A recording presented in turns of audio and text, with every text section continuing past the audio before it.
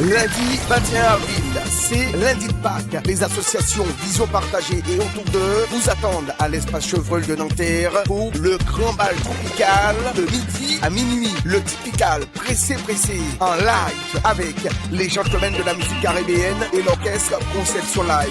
DJ Will et DJ Junior au contrôle de la machine.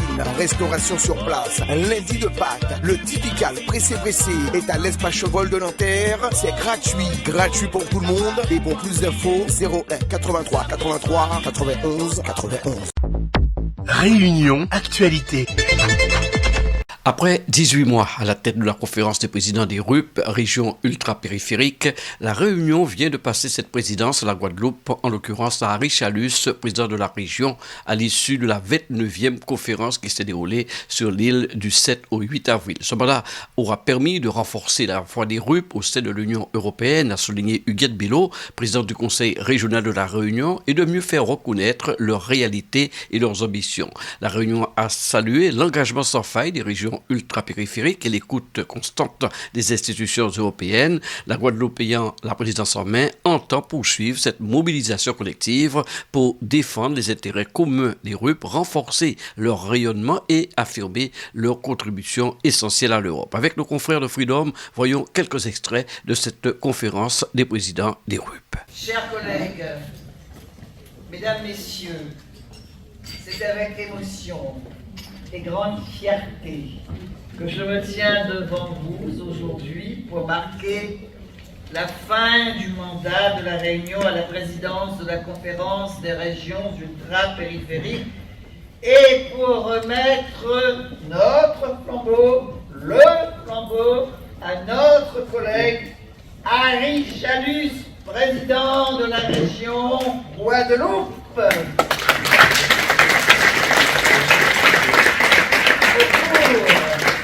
Les 18 derniers mois, nous avons renforcé notre voix au sein de l'Union européenne et nous avons œuvré pour que nos réalités soient toujours mieux prises en compte.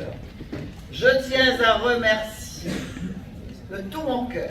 Je tiens à remercier chaleureusement tous les membres de cette conférence pour leur engagement sans faille, pour leur militantisme pour l'Europe, pour nos régions et leur soutien tout au long de cette période. Votre collaboration a été merveilleuse, elle a été essentielle à la réussite des initiatives que nous avons portées ensemble.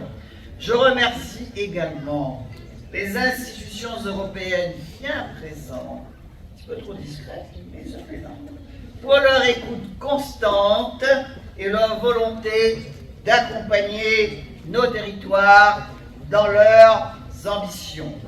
Cher Harry Chalus, mon cher ami, vous prenez aujourd'hui les rênes d'une mission qui nécessite détermination, vision, solidarité, courage. Je suis convaincu que votre présidence, sous votre présidence, la conférence continuera à progresser malgré ces temps difficiles et que vous allez défendre et que nous allons défendre. Tu vas défendre. Nous allons défendre nos intérêts communs avec force, avec conviction, avec persévérance. Nous le ferons.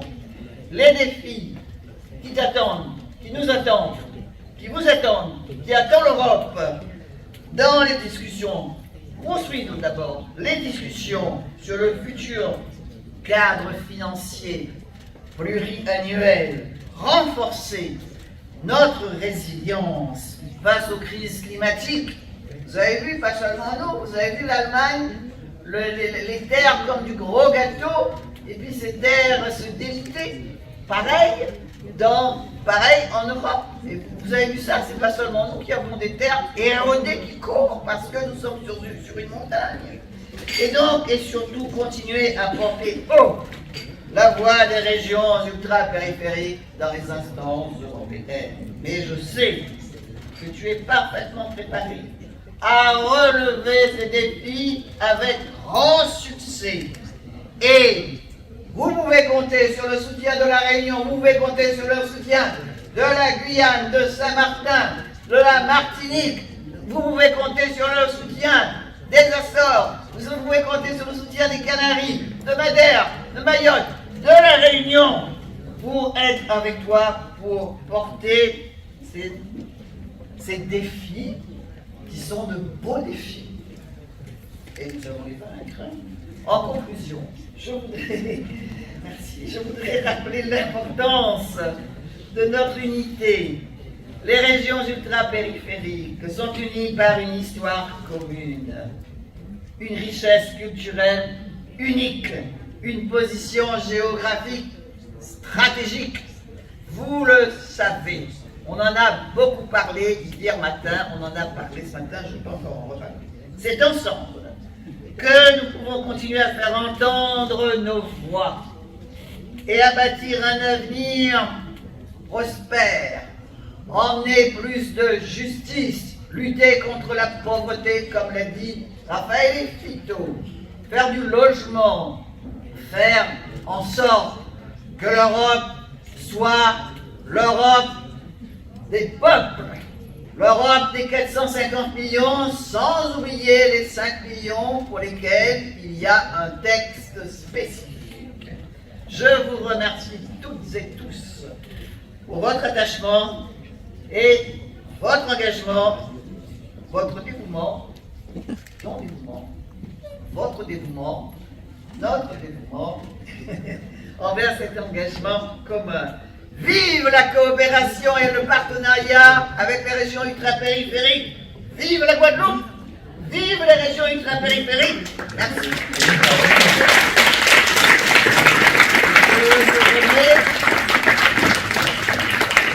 Monsieur le Président des régions ultrapériphériques, tu l'es maintenant. Courage, force, détermination, persévérance, c'est tout ce que tout le monde te souhaite.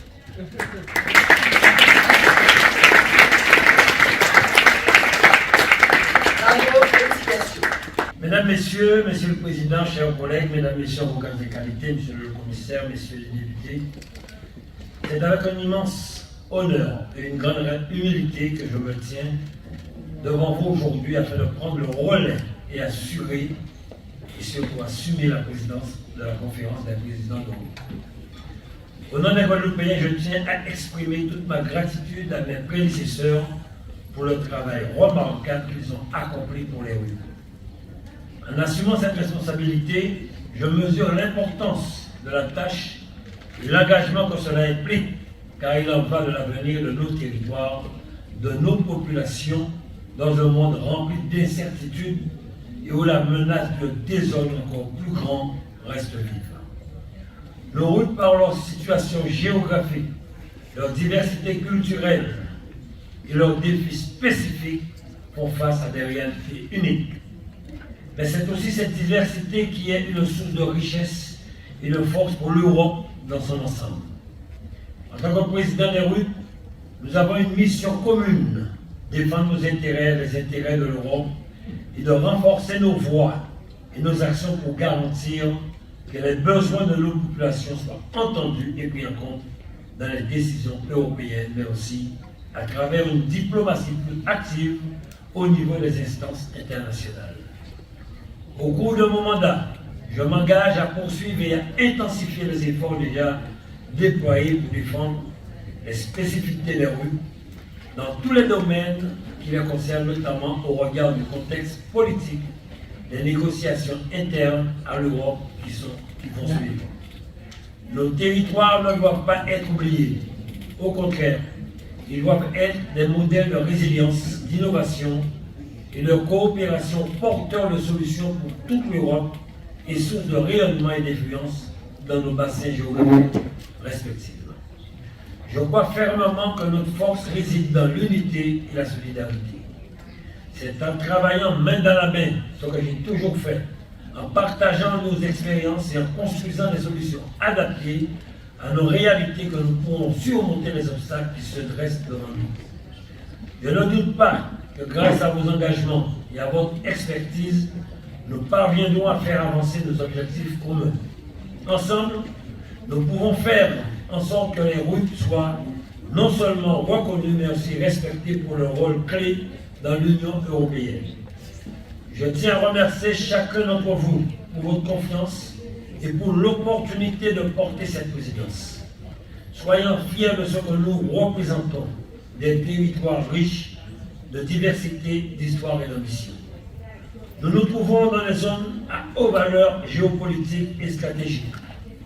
L'Union européenne doit donc prendre en compte notre position géostratégique dans toutes les politiques qu'elle entend déployer. C'est ce partenariat que nous souhaitons renforcer car il est gagnant-gagnant. Contribuer à la souveraineté de notre territoire, souveraineté énergétique à l'instar du projet Remote porté par la région Réunion, car les technologies actuelles nous permettent de décarboner les activités humaines tout en localisant les chaînes de valeur de la production d'énergie dans nos territoires. C'est un élément essentiel pour la compétitivité de nos économies. Aux côtés de cette transition énergétique, nous sommes tout autant engagés à revoir notre modèle de production agricole et construire notre souveraineté alimentaire. La crise sanitaire actuelle a en effet mis en lumière nos vulnérabilités. L'objectif de sécurisation de nos chaînes d'approvisionnement alimentaire est un enjeu crucial pour nos régions qui dépendent beaucoup trop des importations. Ensemble, nous continuons à faire progresser nos RUP. Nous continuons à œuvrer pour l'épanouissement de nos populations et à mettre en lumière la contribution essentielle que nous apporte l'Europe.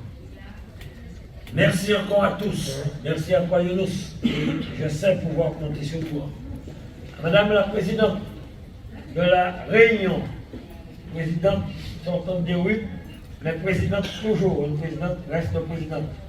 À vous, Monsieur le Commissaire, je compte sur vous, suite à notre rencontre bilatérale, vous êtes engagé à nous accompagner les RUP. Je me réjouis de travailler avec vous, tous les autres présidents des régions ultra-périphériques, pour un avenir meilleur pour nos régions. Et nous espérons surtout fortement, Monsieur le Commissaire, Messieurs les députés européens, Monsieur le Vice-président, que nous aurons cette année l'organisation par la Commission européenne du prochain forum des RUP à Bruxelles. Merci. Je ne dois pas m'exprimer après mon président, mais il le souhaite. Donc, j'ai beaucoup d'émotions à parler aujourd'hui. Et avec le président, nous mesurons l'immensité de la tâche qui est la nôtre. Mais à ce moment où nous prenons la présidence de la conférence des régions ultrapériphériques, je pense à 1995, où la première conférence s'est déroulée en Guadeloupe. Et ça correspondait à un engagement très fort porté par Paul Vergès et par Lucette Michaud-Cheveux. Et vous pouvez imaginer pourquoi c'est une émotion très grande de m'exprimer ce matin. Et le hasard de la vie fait qu'effectivement, nous reprenons cette présidence à un moment charnière, parce que en fait, c'est une nouvelle époque, une nouvelle ère qui s'ouvre de la conférence des régions ultrapériphériques lorsqu'on entend le commissaire et qu'on entend effectivement tous ceux qui ont pu s'exprimer au nom des institutions européennes. Nous avons bien compris que la politique de cohésion qu'on doit construire avec nos régions, elle va changer. Elle va changer pour permettre effectivement cette intégration que nous voulons et donner une plus grande dimension à l'Europe, puisque nous sommes des citoyens européens et nous entendons jouer notre rôle à la fois pour nos populations en termes de développement et pour la place que nous occupons au niveau effectivement des enjeux internationaux. Voilà l'enjeu qui est le nôtre. Alors nous espérons être à la hauteur avec un esprit d'ouverture, de rassemblement pour que l'ensemble des RUP, et j'ai bien aussi entendu la proposition du député, parce que nous devons ne pas oublier les pays et territoires d'outre-mer, parce que c'est l'Europe des Outre-mer et c'est extrêmement important que cette dimension soit mieux prise en compte lorsqu'il y aura des grands enjeux internationaux pour redéfinir l'ordre mondial international. Voilà, merci. On dit que le plan, enfin la question s'est posée, est-ce que le plan de rattrapage n'est pas terminé? Je dirais non. Enfin, déjà, il faut savoir que Saint-Martin est devenu RUP qu'à partir de 2007, lorsqu'effectivement notre statut a changé. Ce qu'il faut dire que comme Mayotte, aussi en 2017, nous avons subi effectivement un ouragan dévastateur, Irma. D'accord, donc il faut tout reconstruire chez nous. Bon, il y a eu des efforts entre 2017 et aujourd'hui, mais il reste encore des projets, des opérations d'envergure. Et je peux citer effectivement notre port de commerce à Galisbé. Il nous faut 150 millions d'euros. Il nous faut justement une route de contournement sur le littoral, un peu à l'image de ce qui s'est fait ici à La Réunion. Il nous faut construire une usine de dessalement parce que en matière d'eau, production d'eau potable, c'est cette usine qui est devenue vétuste après 30 années d'existence. Donc là encore, nous avons besoin pendant encore longtemps de l'Europe. C'est pour ça effectivement que nous, les démarches que nous allons aussi présenter demain à M. Frito, c'est de dire que nous voulons aussi Saint-Martin, pour Saint-Martin, devenir autorité de gestion. Voilà un peu nos préoccupations en ce qui concerne la situation économique, sociale et culturelle aussi. Merci. Outremernews.fr, le site de l'actualité Outre-mer, 24 heures sur 24 et 7 jours sur 7. Retrouvez la chaîne Outremer News sur YouTube.